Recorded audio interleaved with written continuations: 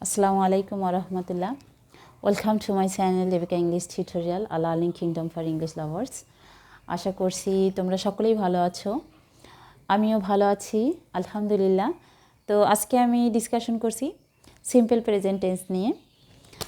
তো আজকে আমাদের ডিসকাশনের বিষয় হচ্ছে সিম্পল প্রেজেন্ট। সিম্পল প্রেজেন্ট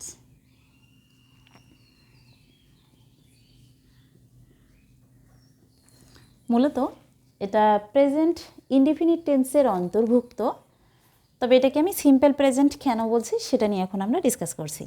দেখো, am, is, are, have, has এবং ক্যান। আচ্ছা, এ ভার্বগুলো তোমাদের কী ভার্ব খেয়াল করে দেখো তো। এগুলো মূলত হেল্পিং ভার্ব, যেমন এম, ইজ, আর প্রেজেন্ট কন্টিনিউয়াসের helping verb, have, has present পারফেক্টের হেল্পিং ভার্ব, আর ক্যান হচ্ছে মডাল অক্সিলারি। তো এখন প্রশ্ন হচ্ছে এগুলো আমি কেন লিখলাম। যেমন আমরা যদি ইজ বা ইজ দিয়ে ধরো আর দিয়ে একটা সেন্টেন্স তৈরি করি, আমরা যদি লিখি দে আর রিডিং, আচ্ছা রিডটা আমি ফাঁকা রাখলাম, দে আর রিডিং নভেল, VEL।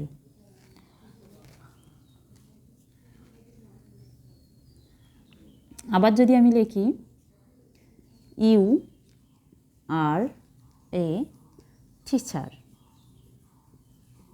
অথবা মনে করো গুড বয়, ধরো আমি এটা লিখলাম। পার্থক্য দেখো, কেন আমি সিম্পল বলছি। এখানেও আর রয়েছে, এখানেও আর রয়েছে, এখানে ভার্ব রয়েছে, এখানে আমার আইএনজি হলো। কেন হলো বলো তো? কেননা কন্টিনিউয়াস টেন্সের ক্ষেত্রে সে যে কন্টিনিউয়াসই হোক না কেন, মূল ভার্ব অর্থাৎ ভার্বের বেস ফর্মের সঙ্গে আইএনজি যুক্ত হয়। তো সেই সূত্র অনুযায়ী এখানে যেহেতু আর রয়েছে এবং আর একটা ভার্ব রয়েছে, সেজন্য আমি আইএনজি যুক্ত করেছি, অর্থাৎ দে আর রিডিং নভেল, মানে তারা উপন্যাস পড়তেছে। এখন প্রশ্ন হচ্ছে এখানে কি আর কোনো ভার্ব আছে? ইউ আর আ টিচার অথবা গুড বয়। এখন প্রশ্ন হচ্ছে এখানে কি আর কোনো ভার্ব আছে? নেই, এখানে শুধুমাত্র একটাই ভার্ব, সেটা হলো আর। এবং আর এখানে কিসের কাজ করেছে? প্রিন্সিপাল ভার্বের কাজ করেছে বা মূল ভার্বের কাজ করেছে। তো যখন এই am, is, are, have, has, can এগুলো প্রিন্সিপাল ভার্বের কাজ করে, তখন সেটাকে তোমরা সিম্পল প্রেজেন্ট বলবা। আর যদি হেল্পিং ভার্বের কাজ করে তখন তো টেন্স অনুযায়ী নাম হবে। যদি অ্যামিজার থাকে, অ্যামিজার থাকলে কী হবে? প্রেজেন্ট কন্টিনিউয়াস হবে। আমি সংক্ষেপে লিখে দিচ্ছি, পিআরতে প্রেজেন্ট, সিওএনটিতে কন্টিনিউয়াস। আর এই যে ইউ আর আর টিচার অথবা you are good boy, you are a good boy, এটা কী হবে বলো তো? Simple present. তাহলে পার্থক্যটা বুঝতে পারছো? যেমন আমরা যদি অ্যাম ব্যবহার করি, আই অ্যাম আ টিচার, হ্যাঁ, এখানে অ্যামটাই আছে, আর কোনো ভার্ব আছে কি? নেই। কিন্তু আমি যদি বলি যে I am writing in the white board, in the white board, তাহলে আমি হোয়াইট বোর্ডের মধ্যে লিখতেছি। তাহলে পার্থক্যটা দেখো, এখানেও অ্যাম, এখানেও অ্যাম, কিন্তু এখানে আরেকটা ভার্ব রয়েছে রাইট। আর রাইট শব্দটির সঙ্গে আমি কি যুক্ত করেছি? আইএনজি যুক্ত করেছি। কেন করেছি? যেহেতু এটা প্রেজেন্ট কন্টিনিউয়াস টেন্সের সাহায্যকারী ভার্ব, সেজন্য আমি মূল ভার্বের সঙ্গে আইএনজি যুক্ত করেছি। অর্থাৎ এখানে দুটো ভার্ব রয়েছে, কিন্তু এখানে একটা ভার্ব রয়েছে। অর্থাৎ am, is, are, have, has, can যদি মেইন ভার্বের কাজ করে সেটা হবে সিম্পল প্রেজেন্ট।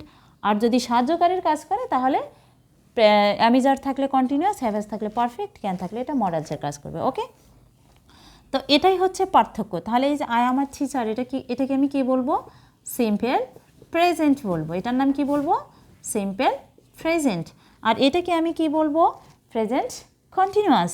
তাহলে এটাকে আমার নাম কি দেওয়া লাগবে? Present continuous. কেননা এখানে অ্যামিজারের যে কোনো একটা আছে, ভার্বের সঙ্গে আইএনজি আছে, অর্থাৎ এখানে পার্থক্য রয়েছে। একইভাবে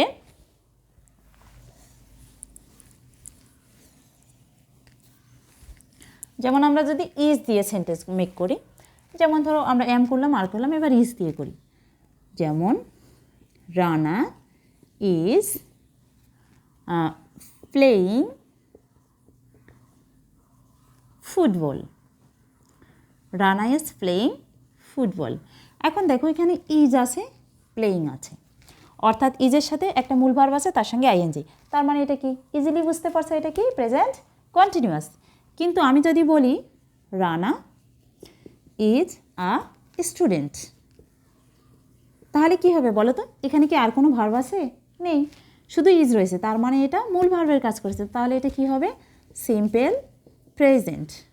তাহলে এটা সিম্পল প্রেজেন্ট আর এটা হচ্ছে প্রেজেন্ট কন্টিনিউয়াস। ঠিক আছে, একইভাবে হ্যাভ হ্যাজের ব্যবহার করে দেখাই তোমাদের। যেমন আমি লিখতে পারি যে আই হ্যাভ আ কার, ধরে নাও আমার একটা গাড়ি আছে। আবার আমি যদি লিখি আই হ্যাভ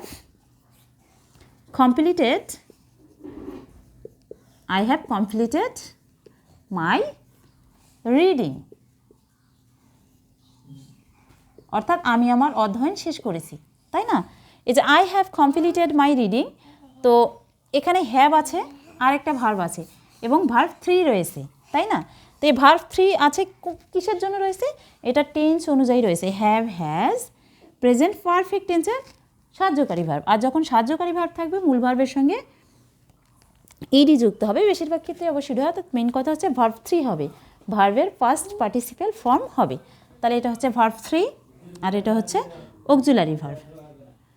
মনে রাখবে পারফেক্ট, সে প্রেজেন্ট পারফেক্ট হোক আর পাস্ট পারফেক্ট হোক আর ফিউচার পারফেক্ট হোক, যে কোনো পারফেক্টই সবসময় ভার্ব 3 হবে। ওকে, তাহলে এই দেখো হ্যাভ এখানে কিসের কাজ করেছে? মূল ভার্বের কাজ করেছে, আর এখানে হ্যাভ সাহায্যকারীর কাজ করেছে। কিন্তু এখানে যদি আমি আই না দিয়ে ধরো হি দিতাম, তখন কি হ্যাভ আ কার ইউজ করতে পারতাম? অফকোর্স না, he has a car, he has a কার। ওকে, এই হচ্ছে পার্থক্য। একইভাবে ক্যান, যেমন I can do the work, বা মনে করো হি ক্যান নট ওয়াক, আমি দিতে পারি ক্যান দিয়ে যদি আমি মেক সেন্টেন্স করি, যেমন হি ক্যান ডু, সরি এখানে তো ডু হবে না, হি কান্ট ওয়াক, অর্থাৎ সে হাঁটতে পারে না। তো এই যে হি কান্ট ওয়াক, এটাও কিন্তু সিম্পল প্রেজেন্টের মধ্যে ধরা যেতে পারে। ওকে, তো আমি যার হ্যাভ, হ্যাজ এবং ক্যান এগুলো দিয়ে আমি মেক সেন্টেন্স করে দেখালাম এবং বুঝাই দিলাম যে কেন এগুলো সিম্পল প্রেজেন্ট। তো তোমরা যখন ট্যাগ কোশ্চেন করতে যাবে তখন কিন্তু এটা তোমাদের খুবই কাজে লাগবে।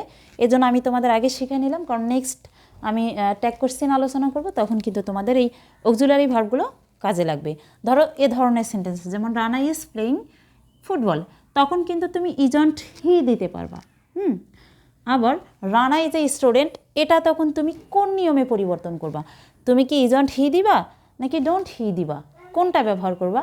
তো সেই বিষয় নিয়ে আমি ওই ট্যাগ কোশ্চেনের সময় তোমাদেরকে ডিসকাশন করে বুঝা দিব। আজকে আর ট্যাগ কোশ্চেনের প্রসঙ্গ টানছি না, তারপর বলছি এগুলো তোমাদের ট্যাগ কোশ্চেনের সময় কাজে দিবে। সো ভিডিওগুলো ভালো করে দেখবে, এবং যারা আমাকে ফেসবুক পেজে ফলো করছো তাদেরকে থ্যাঙ্কস, এবং যারা ইউটিউব চ্যানেলে অলরেডি সাবস্ক্রাইব করেছো তাদেরকেও থ্যাঙ্কস, এবং যারা এখনও সাবস্ক্রাইব করোনি সাবস্ক্রাইব করে নিবে।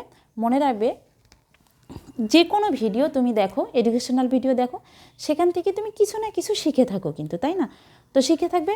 সাবস্ক্রাইব করলে তোমাদের নিজস্ব কোনো ক্ষতি হবে না, তবে তোমাদের লাভ হবে। সাবস্ক্রাইব করা থাকলে তুমি মোর সব ভিডিও আপডেট পেয়ে যাবে।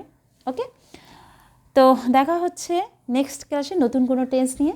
সে পর্যন্ত আল্লাহ তোমাদের সুস্থ রাখুন, ভালো রাখুন এবং অনেক বেশি জ্ঞান অর্জন করার তৌফিক দান করুন। আল্লাহ হাফেজ।